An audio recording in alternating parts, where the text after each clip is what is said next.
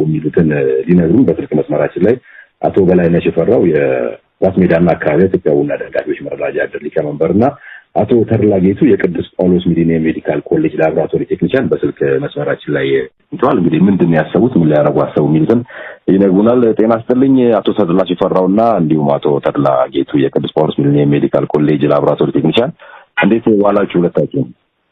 ጤና ይስጥልኝ እንዴት ዋላችሁ? ሰላም ናችሁ ወይ? ሰላም ነን። አቶ በላይነህ ከእርሶ ልጀምርና እንግዲህ የኳስ ሜዳና አካባቢ ደጋፊዎች መረዳጃ ድርጅት ሊቀመንበር ናችሁ። በ26 እንግዲህ እናንተም አንድ ፕሮግራም አስባችኋል። ጠቅላላ ጉባኤም ደጋፊ ማህበራችን በጠዋት ጠርቷል። ከዛ መልስ ደግሞ እናንተ ምን እንደምን ያሰባችሁት ምንድነው የታሰበው ፕሮግራም ኳስ ሜዳና አካባቢው ምን አቀደ? አቶ በላይነህ ኳስ ሜዳና አካባቢ ኢትዮጵያ ቡና ስፖርት ክለብ ደጋፊ መረዳጃ እድር ካቋቋማቸው እድር አንዱ በኳስ ሜዳ አካባቢ የሚገኘው እድር ነው።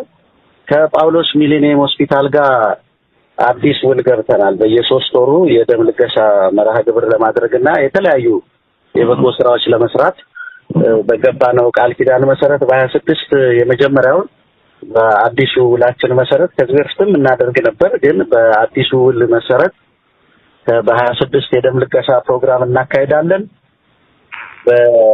ይሄ የበጎ ስራ በብዙ መልኩ ነው የምናከናውነው።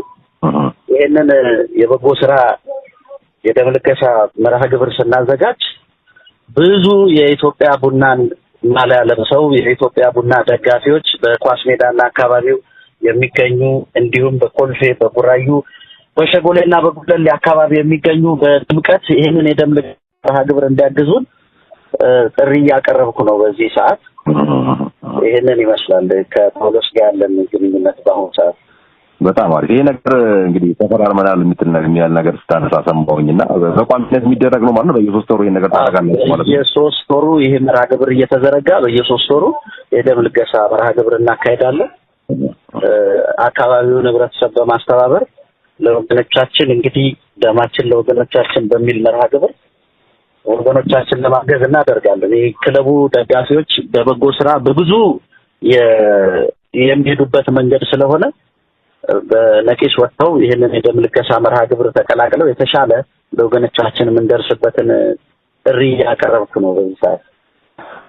ስለዚህ እንግዲህ የፊታችን እሑድ ጀምሮ በሚኖረው የደም ልገሳ ላይ እንግዲህ ደጋፊዎቻችን ደጋፊ ማህበሩን ጥሪ አድርጓል። የጠቅላላ ጉባኤ አለ።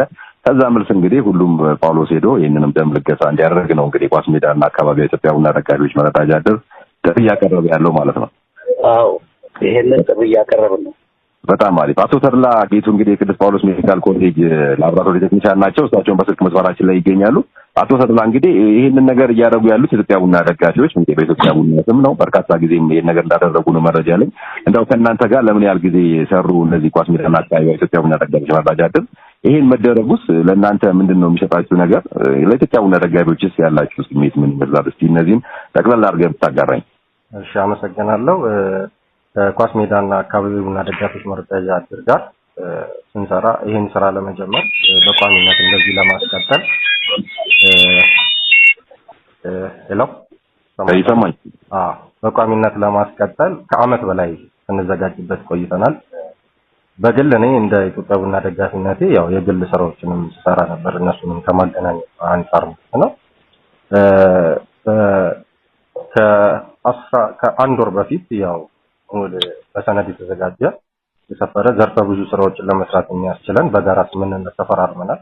ከስምምነቱ በፊት 2 ጊዜ ደም ልገሳ አካሂደናል። ከስምምነቱ በኋላ ነው አሁን ሐምሌ 26 የምንለግሰው።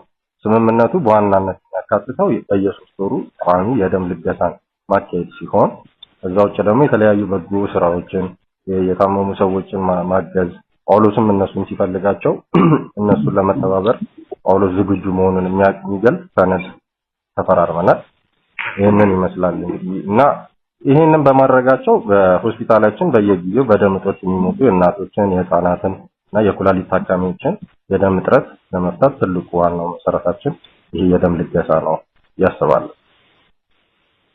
እጅግ በጣም እንደምን የሚያደርጉት ኢትዮጵያ ቡና ደጋፊዎች ናቸው። በኢትዮጵያ ቡና ስም ነው ይሄ ነገር እየተደረገ የሚገኘውና እናንተም አካባቢው ላይ ያሉትም የጤና ባለሙያዎችም እዛው አካባቢ የሚገኙትም እንግዲህ ሁማን ለኢትዮጵያ ቡና ደጋፊዎች ማሊያውንም ሲለብሱ ሲያዩ እንግዲህ የሚሰማቸው በጎ ስሜት ነውና ይሄን ነው እና ለአንተስ ምንድነው የሚፈጠርላችሁ ነገር? እንደ ኢትዮጵያ ደጋፊ ይሄንን ስታዩ ምንድን ነው የሚሰማችሁ እናንተ? በጣም ነው ደስ የሚለኝ። ያው በህዝባዊ ሰዎችን የሚያሳትፍ ነገር እንደዚህ አይነት ነገሮች ላይ ደጋፊ በመሳተፉ ያው እንደ ደጋፊነትም በጣም ያኮራኛል። ይሄ ደግሞ ያው ሁሉም ሰው የሁሉም ሰው ፍላጎት ስለሆነ ሁሉም የሆስፒታሉ ተጠቃሚ ነው። ያው ስፔሻሊ የኳስ ሜዳና አካባቢ ለሆስፒታሉ ቅርብ ስለሆነ ነው እንጂ ሁሉም ግልጋሎት የሚያገኝበት ቦታ ነውና እንደ አንድ የሆስፒታል ሰራተኛና እንደ አንድ የኢትዮጵያ ቡና ደጋፊ ይሄንን በጎ አድራጎት ሲያደርጉ ኩራትና እጅግ ደስተኛ ነው የሚያደርገኝና ይሄንን አጋጣሚ ሆኖ ይሄንን የደም ልገሳ መታሰቢያነቱ አንድ የደጋፊ ማህበሩ በህይወት የሌሉ ኮሎኔል አምሳሉ የቀድሞ መስራች አሉና ታሳቢም ታሳቢ ይሄ እንዲደርስ ያው መስራች ናቸውና እሳቸው መታሰቢያና ለቀድሞ ፕሬዝዳንት አብዱልረዛቅ ሸሪፍ ፔሌ መታሰቢያ እንዲሆን ብለን ተነጋግረን ያጠበቅነው ነውና ይሄን ይመስላል። በጣም ትልቅ ዓላማ ያለው በዛ ላይ ደግሞ መታሰቢያነቱ የተደረገው ለኢትዮጵያ ቡና ባለውለታና ኢትዮጵያ ቡና ደጋፊዎች ማህበር እንዲመሰረትም ትልቅ ድርሻ ነበራቸው። እንዲሁም ኢትዮጵያ ቡናን በአመራርነት ለመሩት አቶ አብዱልረዛቅ መደረጉም ይሄ በጣም ትልቅ ነገር ነውና